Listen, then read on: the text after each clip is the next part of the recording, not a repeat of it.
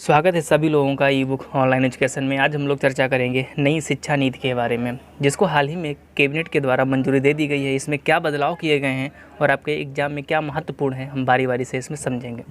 तो बिल्कुल बेसिक से समझते हैं। इसमें लिखा हुआ है कि शिक्षा समवर्ती सूची का विषय। अब ये सूचियाँ होती क्या हैं, अब देखते हैं। आपको पता है कि भारतीय संविधान में वर्तमान में 12 अनुसूचियाँ हैं और इसी में जो 7वें नंबर की अनुसूची है उसमें 3 प्रकार की सूचियां रखी गई हैं। कौन कौन सी सूचियां हैं? एक तो आपकी संघ सूची है, दूसरी राज्य सूची है और तीसरे नंबर पे आपकी समवर्ती सूची आती है। अब तीनों में डिफरेंस क्या है?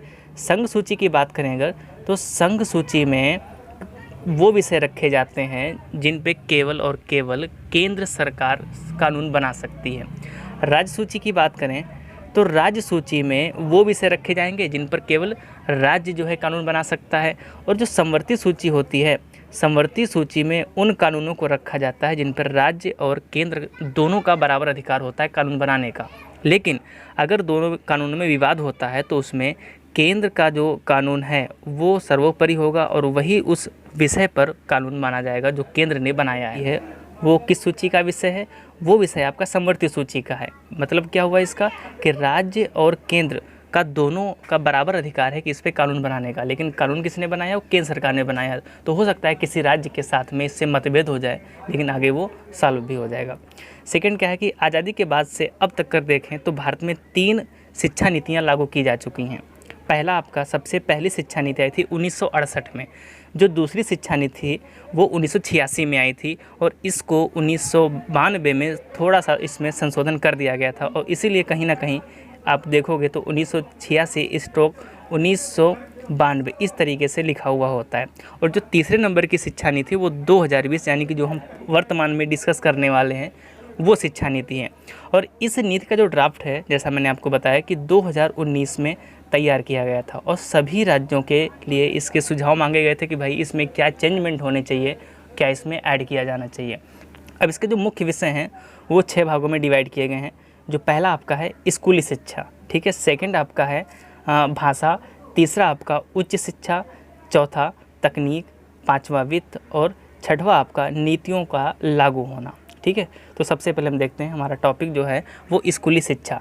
अब स्कूली शिक्षा अगर हम अपनी बात करें या जो भी वीडियो अगर इस वीडियो को देख रहे हो आप, तो कहीं ना कहीं आप 10+2 के फॉर्मेट से ही आए हो, क्योंकि ये जो पॉलिसी है अभी लागू पूर्ण रूप से इम्प्लीमेंट नहीं हुई है, ठीक है।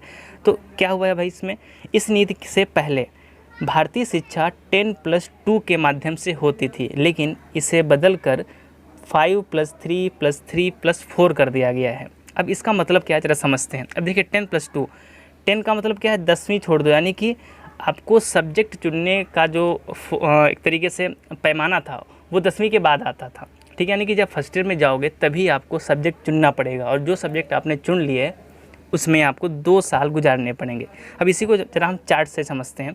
अब यहाँ पे देखिए 2 चार्ट लगे हुए हैं, एक जो आपकी ओल्ड एजुकेशन पॉलिसी और दूसरी आपकी है NEP यानी कि न्यू एजुकेशन पॉलिसी। इसमें क्या है, यहाँ पे 10+2 यानी कि 6 से 16 ईयर तक आपको 10वीं पास कर लेना है और दूसरा 16 to 18 यानी कि फर्स्ट ईयर और इंटर कर लेना है। लेकिन यहाँ पे क्या कर दिया गया, जो 5 साल का है वो फाउंडेशन कोर्स है, यानी कि 3 साल इसमें क्या हो गए, 3 साल प्री प्राइमरी हो गया, यानी कि आपको आंगनबाड़ी में पढ़ना पड़ेगा। बच्चे हैं आपके 2 साल, 2 साल में क्या हुआ, पहली कक्षा और दूसरी कक्षा आपकी वो हो जाएगी, यानी कि 3 साल आपके खेलकूद में निकल गए और 2 साल पहली और यानी कि फर्स्ट और सेकंड क्लास में आपने निकाल लिया।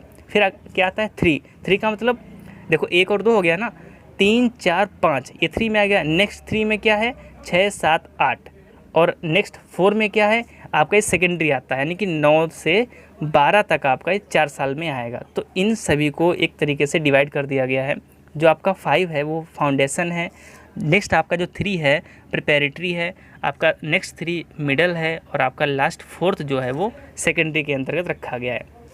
वही सब यहाँ पे लिखी हुई है। तो सबसे पहले इसमें क्या है, जो जैसा कि मैंने बताया कि जो 5 हैं, यानी कि जो पहला है 5 5 3 3 4, 5 में क्या है प्री प्राइमरी 3 साल का है और बाकी के जो 2 साल बचते हैं वो पहली कक्षा और दूसरी कक्षा के लिए है। तीसरा आपका 3 4 5, फिर तीसरा 6 7 8 और चौथा आपका 9 से 12 तक वहाँ पे लिया जाएगा।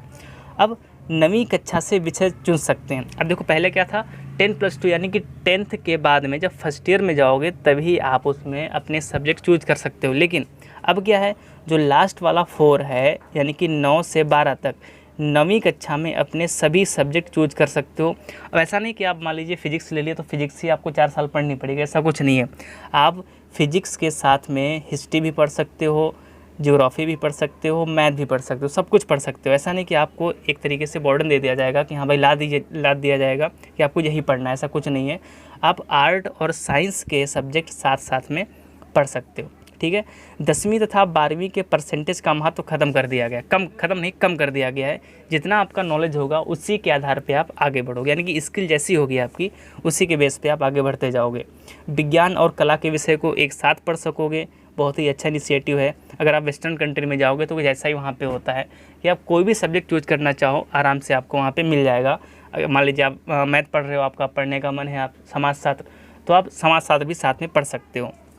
वर्ष के अंत में अध्यापक के साथ विद्यार्थी भी अपने ज्ञान के स्तर का मूल्यांकन कर सकता है। भाई जो असेसमेंट रिपोर्ट बनती है उसमें ये नहीं कि केवल टीचर ही मार्किंग कर देगा, भाई ठीक है परसेंटाइल आपका 98%, ऐसा नहीं है। स्टूडेंट को भी अधिकार होगा कि भाई वो अपना आकलन करे कि किस तरीके से उसका जो डेवलप हुआ है, कैसा हुआ है, कितना सीखा है वो। तो ये सब चीज़ें वहाँ अपने आप कर सकता है। साथ में जो उसके साथी हैं वो भी बताएंगे भाई कि ये कितना पहले से कितना बेहतर हुआ है, वो भी वहाँ पे नंबरिंग या मार्किंग कर सकते हैं अपने हिसाब से, ठीक है। नेक्स्ट आता है एक यहाँ पे टर्मिनोलॉजी है ग्रॉस इनरोलमेंट रेशियो। ये होता है क्या, पहले ये समझते हैं, हो सकता है आपके एग्जाम में पूछ दे। अब मान लीजिए जैसे 100 बच्चे हैं और 100 में से 80 लोगों का एडमिशन हो गया, ठीक है। तो ये जो रेशियो है वो कितना हुआ, ये 80% हुआ। और इसी को बढ़ाने के लिए ये जो लक्ष्य रखा गया है वो 2035 रखा गया है। तो यहाँ से क्वेश्चन पूछ सकते हैं कि भाई ग्रॉस इनरोलमेंट रेशियो बढ़ाने का जो लक्ष्य है वो कितना रखा गया, किस साल तक ये लक्ष्य प्राप्त करने का समय है। तो ये समय आपका 2035 तक है। लेकिन दोनों अलग अलग हैं। पहला क्या है, सेकेंडरी स्कूल में 100% करने का है, लेकिन जो वर्तमान में ये जो रेशियो है वो 56.5% है। फिर हायर एजुकेशन है वो 50% लक्ष्य रखा गया है, कब तक, 2035 तक। अब प्रेजेंट टाइम में कितना है, 26.3% है। अब देखिए ये कम क्यों है इतना।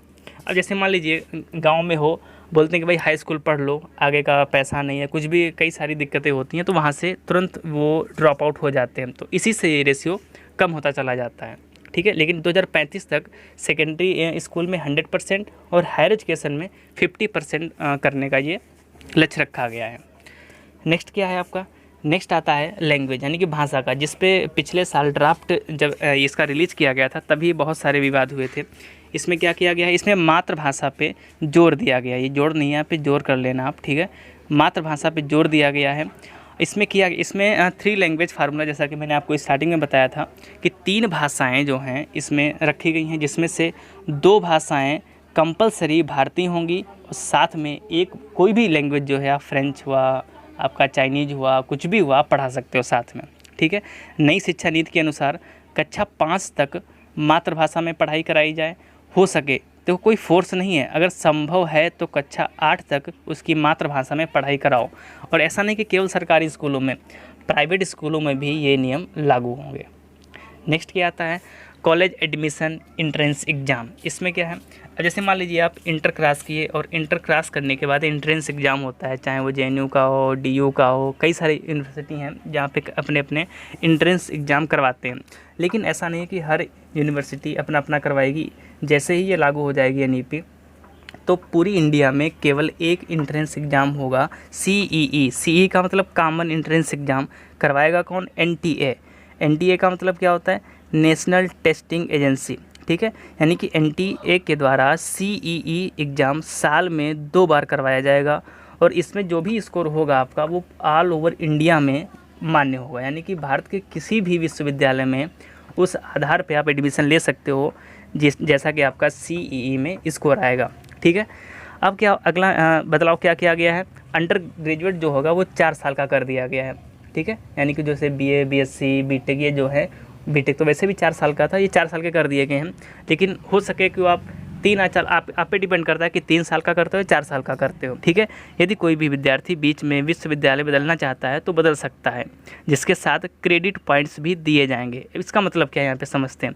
जैसे मान लीजिए आप BTech कर रहे हो आप, और बीटेक होता है 4 साल का। ठीक है, आपने 1 साल किया और 1 साल में आपने बहुत अच्छा काम किया, वहाँ पे कई सारे प्रोजेक्ट बनाए, उसी आधार पे कुछ पॉइंट दे दिए गए और वो पॉइंट आपके जो भी सर्टिफिकेट मिलेगा 1 साल का उस पर मार्क किए जाएंगे और उसी आधार पे आप जहाँ भी जाओगे एडमिशन लेने के लिए आपको वहाँ पे जगह मिलेगी या रैंक दिया जाएगा। ठीक है, साथ में जो विदेशी विश्वविद्यालय हैं उनका कैंपस भारत में खोलने की भी अनुमति दे दी गई है। ठीक है, सेम प्रोसेस जो होता है वेस्टर्न कंट्री में होता है, चाहे हम जर्मनी की बात करें, ब्रिटेन की बात करें, स्विट्ज़रलैंड की बात करें, सेम यही है। बिल्कुल फ्री होता है स्टूडेंट अपने सब्जेक्ट को चुनने के लिए या अपनी स्ट्रीम को चुनने के लिए या अपना यूनिवर्सिटी चुनने के लिए। कोई भी होता है, जैसे मान लीजिए आप यूनिवर्सिटी में पढ़ रहे हो, वहाँ पे मज़ा नहीं आ रहा, आपको बिहेवियर टीचरों का या वहाँ के आसपास का एनवायरनमेंट सही नहीं है, तो आराम से यहाँ से आप अपना साल पूरा करके यूनिवर्सिटी बी में जा सकते हो। नेक्स्ट क्या है यहाँ पे, हाँ कुछ चीज़ें हैं, जैसे हम मान लीजिए आप 1 साल के बाद ड्रॉप आउट करते हो, 2 साल के बाद करते हो तो क्या मिलेगा। अगर आप एक साल के बाद में कोई भी स्कूल या क्लास छोड़ते हो तो सर्टिफिकेट मिलेगा वहाँ से आपको। 2 साल के बाद छोड़ोगे तो एडवांस डिप्लोमा मिलेगा। अगर 3 साल के बाद में वहाँ से छोड़ोगे तो बैचलर डिग्री मिलेगी और 4 साल के बाद में आपको बैचलर डिग्री विद रिसर्च मिलेगा। यानी कि जब कंप्लीट करोगे, क्योंकि वहाँ पे क्या होगा कि आप प्रैक्टिकल करोगे, रिसर्च करोगे तो साथ में आपको रिसर्च पेपर भी दिया जाएगा और डिग्री तो आपको मिलेगी ही। नेक्स्ट आती है तकनीकी के बारे में। तकनीक क्या है, जो टेक्नोलॉजी कैसे यूज होगी यहाँ पे। अब शिक्षक जो भर्ती है इसमें भी कई सारे चेंज किए गए हैं। जैसा कि आपको पता है, एक तो CTET होता है और कई सारे राज्य, जैसे यूपी की बात करें तो यूपी टेट होता है।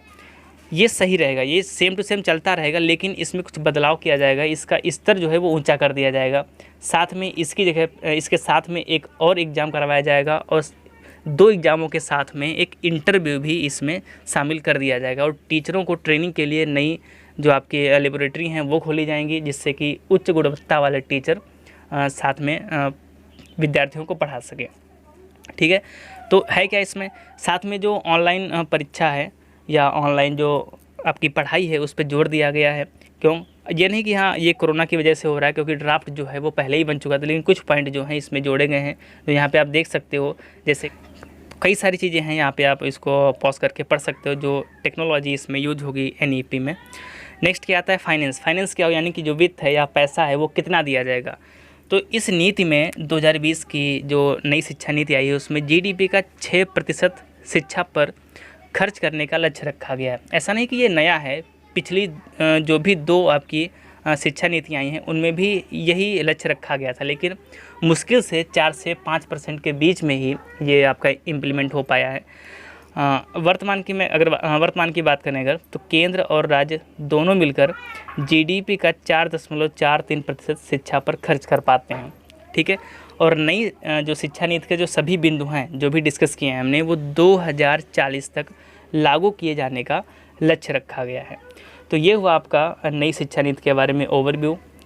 जो भी इसमें एग्ज़ाम पॉइंट ऑफ व्यू से आपको अच्छा लगे वो नोट कर सकते हैं। तो वीडियो कैसा लगा कमेंट सेक्शन में ज़रूर बताएं।